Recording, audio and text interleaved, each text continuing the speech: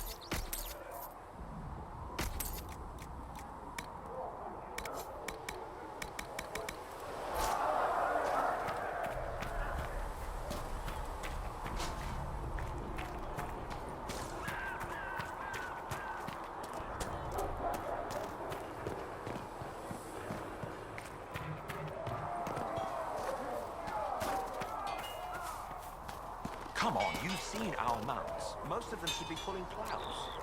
Didn't all grow up with fancy noble horses on foot. Expected you'd be by. I'm Harriet, and everyone knows who you are. How's the new gear fit? Sturdy and warm. It's perfect. Good. World's gone mad. Stock armor and blades are good against bandits, but we're not fighting bandits. My gear will see you through demons, apostates, whatever this world throws at you. So, you need custom work, something special. You bring the materials to us, we'll make it happen. How did you come to be here? Come from a little town called Lothering. Long gone now. I was in Redcliffe when the Darkspawn hit it during the Blight. Helped rebuild. Left when royalty decided it was time to hand the place over to the bloody mages. Ended up here. Just missed the boom. Can't decide if I'm the luckiest son of a bitch walking or the exact opposite. You're still walking. That's always good. True enough. How did you come to be here? Long story. Not worth telling twice. Who outfits the Inquisition soldiers? Not me. I've got work to do. Can't be passing a sword to every blighter who signs up. If you want to help the troops, talk to Thren, the quartermaster. She'll set up requisitions. Does the Inquisition not have supplies to make armor or weapons? Tough convincing traders to haul up here. Impossible to get them to risk the rare stuff, so that's on you.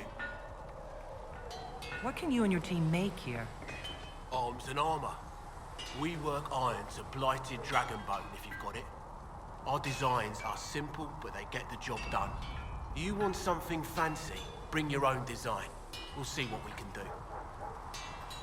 Can you help improve my arms and armor? Yes.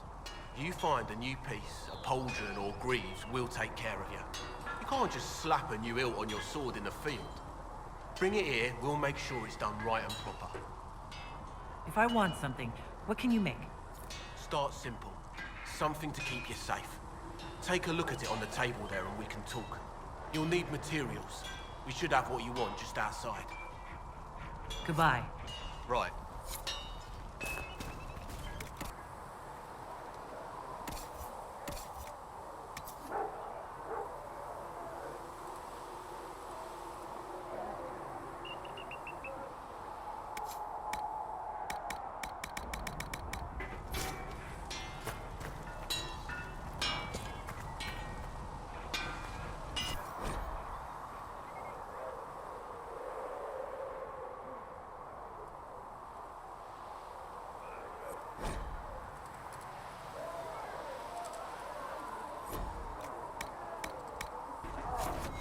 Another time.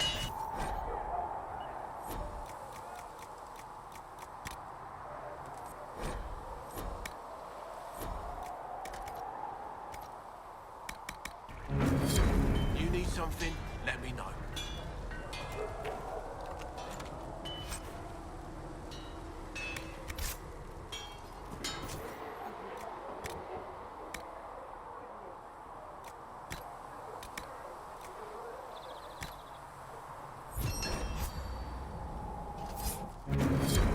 Looks fine.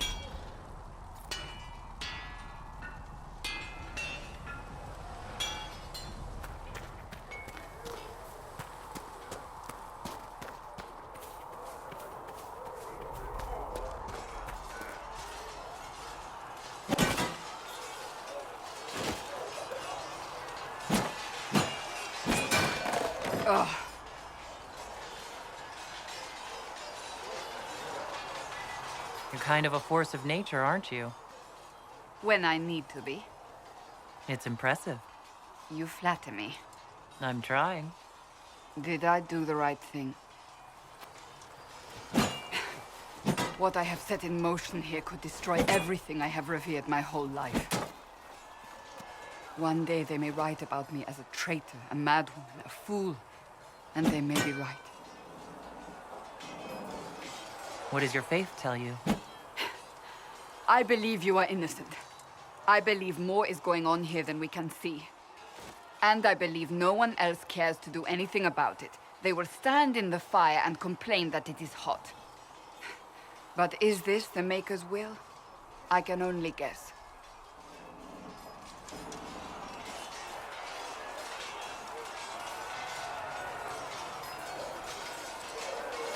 What's going to happen now? Now, we deal with the Chantry's panic over you before they do even more harm. Then we close the breach. We are the only ones who can. After that, we find out who is responsible for this chaos, and we end them. And if there are consequences to be paid for what I have done, I pay them. I only pray the price is not too high. You didn't have any choice. Didn't I?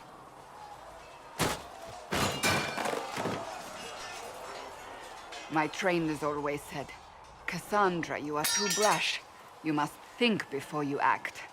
I see what must be done, and I do it. I see no point in running around in circles like a dog chasing its tail. But I misjudged you in the beginning, did I not?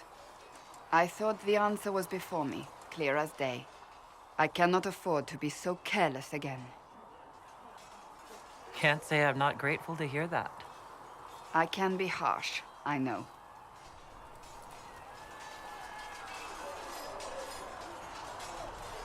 I'm curious. Do you even believe in the Maker? I can't really say. I suppose it doesn't matter now. I have to believe we were put on this path for a reason, even if you do not. Now it simply remains to see where it leads us.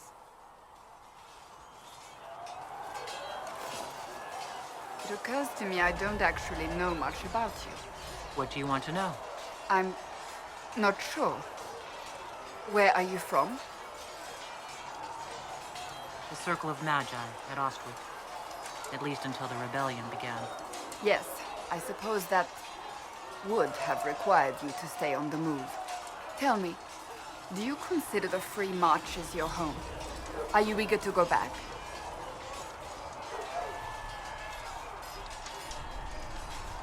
Wherever I am is home enough for me. That's how I feel now, after years of tending to business for the Divine. I'd like to get to know you better. You would? Is that a problem? Not entirely. I'm just curious as to your motivation. Is there any harm in us becoming a little closer? Plenty. Is that right? As you wish. My name is Cassandra Pentecost, daughter of the Royal House of Navarra, 78th in line for the Navarran throne. I joined the Seekers of Truth as a young woman, and was with the Order until they withdrew from the Chantry. I remained as the Divine's right hand, carrying out her order to form the Inquisition. And here we are. That's all there is to know, my lady. You're a member of Navarra's royal family? The Pentaghasts are a very large clan. Half of Cumberland could say the same. Really? No, but it feels that way. I have hundreds of relatives so distant they need charts to prove we're related at all. And they have them. Oh yes. The Pentaghasts value their precious blood like it runs with gold. And you joined the Seekers to get away from that? It was a life worth getting away from. The Pentaghasts are famed for dragon hunting, but few actually pursue the craft. Most are fat and lazy. They pay lip service to the Maker and care only for idle pleasures and past glories. My brother was all that kept me in Navarra. Once he was gone, so was I. Tell me about your brother. I would prefer not to speak of Anthony. Another time, perhaps. You don't seem to like your homeland much. My family polluted it for me. What little I saw of my homeland was through the bars of a gilded cage. My uncle treated me like a porcelain doll to be placed on a shelf and dusted only when necessary. Thus I did not see Navarra, the real Navarra, until much later. By then I realized I knew it not at all.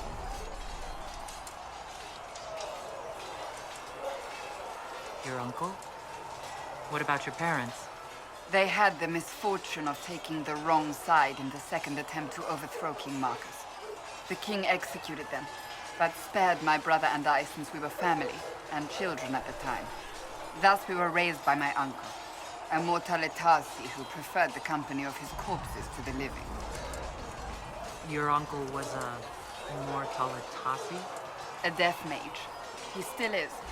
My countrymen do not burn the dead, they bury them in special crypts. The mortalitasi supervise the crypts, like priests. Uncle Vestalis oversees the grand necropolis. Navarrans spend more time honoring dead relatives than they do with living ones.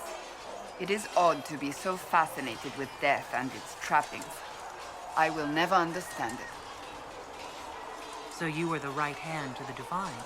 To Divine Justinia, yes. And Divine Beatrix before her, in fact.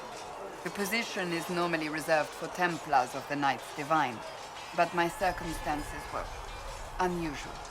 Unusual how? You don't know the story? Thank the Maker. I will tell you if you wish, but it isn't as exciting as some drum it up to be. The short version is that I once saved the previous Divine's life. My reward was becoming her right hand.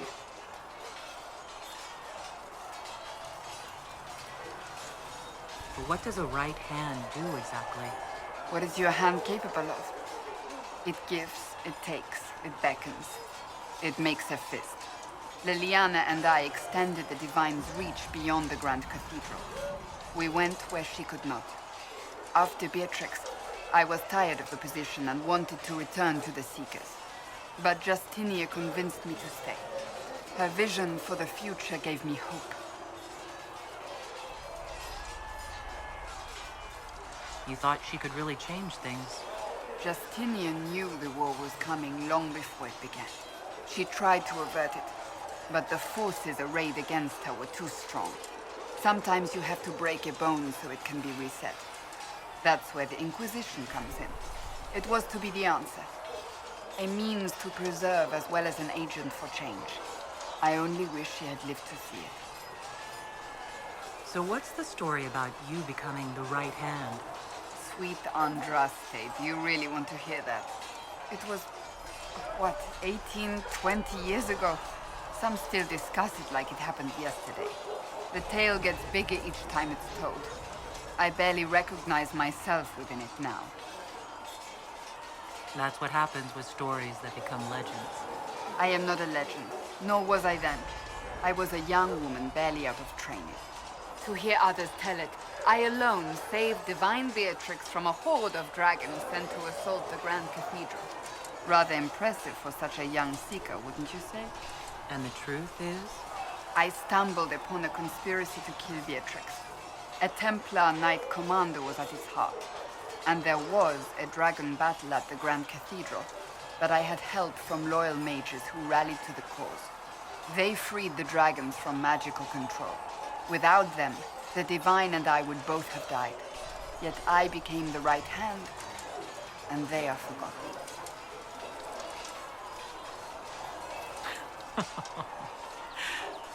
You're delightful. You know that? No, I do not know that. I object. There is nothing delightful about me. I beg to differ. I think I preferred you in the stocks. I'll let you get back to work. Greetings. Can you tell me more about the Seekers? The Seekers of Truth were born from the original Inquisition long ago, when it united with the Chantry. Seekers stood above the Templars, watching over them but also investigating magical events they couldn't handle. We were meant to be incorruptible, above reproach. How seldom does reality match the ideal? But what are Seekers exactly? Those who know anything of us think we are Templars. We do not use lyrium, however. Our abilities are different, as was our original purpose. We disciplined the Templars and were accountable only to the Divine. And not even her, truthfully. So the Seekers commanded the Templars? No, the Order didn't assume command until after the rebellion. The Templars have always feared us. When a Seeker arrived at a circle, they knew trouble was afoot. That kind of power is troubling. You begin to think you are the only one who can solve the world's problems. If you don't see a problem, it doesn't exist. If someone insists it does, they are the blind ones. Do you think that kind of problem could ever be fixed? Possibly. Though the Seekers themselves would need to change.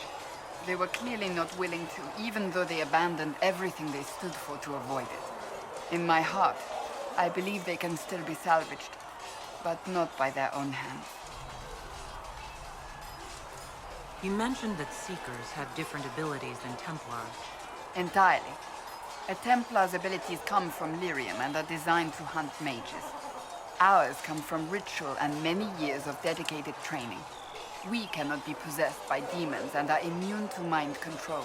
Useful, considering our role. Seekers can gain other gifts, though that depends on the individual. What kind of gifts do you have? I can set the lyrium within a person's blood aflame. Both mages and Templars bend before my will. Some Seekers use it to interrogate, others simply to paralyze. Once there was a Seeker who could use it to kill. That particular gift is considered rare.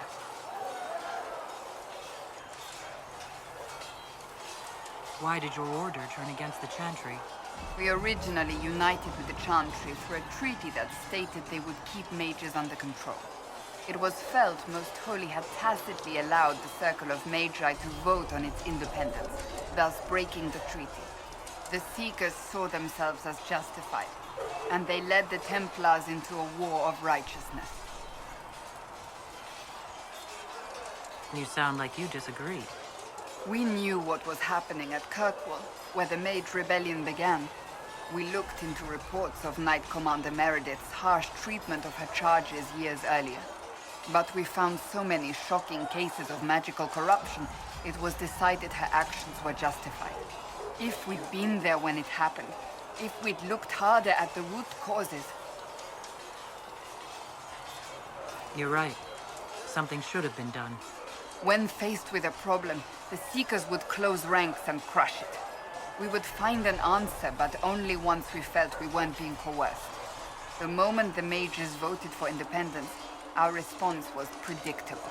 It was difficult to watch. How does someone become a Seeker? Most Seekers begin training in their youth. I was much older, an exception due to my noble birth. We train rigorously for years. Our bodies and minds must be elastic to undergo the vigil, and most fail even then. Is the vigil some kind of initiation? It is the rite every seeker must go through in order to summon their gifts. A full year of fasting, prayer, and separation from all distractions, including other people. We empty ourselves of all emotion, focusing only on the purity of our devotion. And the moment it finally ends, it's wonderful. Faith realized. I cannot put it into words. I wish I could experience that. If the vigil was not so arduous, I'd say more should attempt it. What if mages never needed to fear possession by demons? I'm told it is impossible, however. I suppose I'll never know the truth of it now. I've no more questions. Do you need something? May I ask you about the Chantry? It is difficult to say what becomes of the Chantry now. They have no Templars, no leadership, and no one left who is worthy of succeeding the Divine. It has fallen apart when everyone needs it the most. I ache to think what this will mean in the days to come. Do you really believe the Chantry is worth preserving? If you ask my opinion, it is. Absolutely. Cast the Chantry aside and new problems replace old ones. We will have learned nothing from history. The people need stability, and the Chantry needs a new purpose. Andraste had a dream for us. It can still be achieved. So what should that new purpose be? A dedication to what is truly important.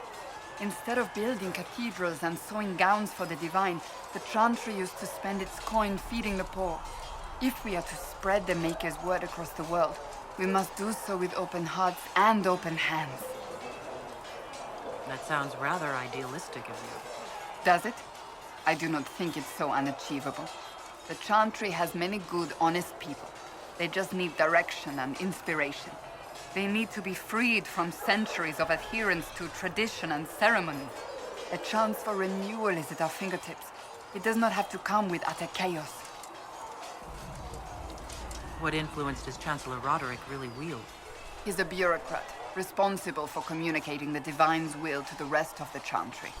Therefore, he's accustomed to the clerics hanging on his every word, hoping his influence will benefit them. Despite that, Roderick is not a bad man. He's frightened, and believes his place is to fill the gap left by Most Holy's death. Some might agree. As far down the chain of command as he is, there is no one left above him. How big a problem could he be? No more than he is already. He sent his message to the College of Clerics. That is the only card he had to play. Dealing with him further only lends him credibility he doesn't deserve. Will the Chantry replace Divine Justinia? They will try.